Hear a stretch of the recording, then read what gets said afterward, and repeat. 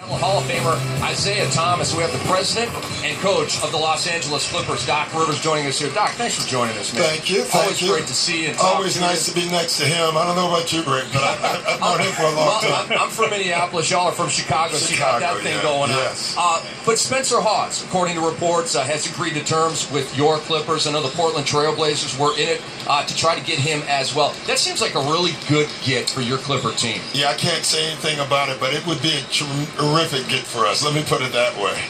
Is that well? No, that was good. That was good. But Doc has been recruiting since high school, and he's very experienced with that, because when we were in high school playing against each other, he recruited this kid from Argo by the name of Saul White. That's right. And they talk about the Big Three coming together.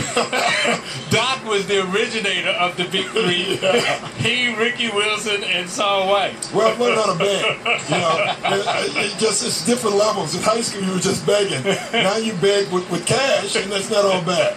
According to reports, Delonte West is going to be on the Clippers Summer League team. Yeah. Is that true? That is true. I think, I coached him in Boston, and he's been through a lot in his life, and I just want him to get out on the floor, give him another shot at it. I think he deserves it. Doc, talk to us about your relationship with Chris Paul and his growth and his development in terms of where you're trying to move him to championship play, not necessarily just playoff play.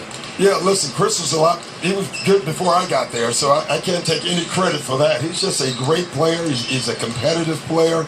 But then we have to take the next step as a group, you understand. The individual stuff is all nice, but we play a team sport, and it's about winning.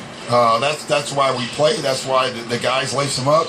And that's where Chris and I and the rest of the team, we're all trying to grow together and take that next step. Was this heartbreak a learning experience for the team, or was it a debilitating experience for the team? Well, it's going to be one or the other. I always figure when something like that, the way we ended the season in Game 5 and 6 in that Oklahoma series, that was heartbreak.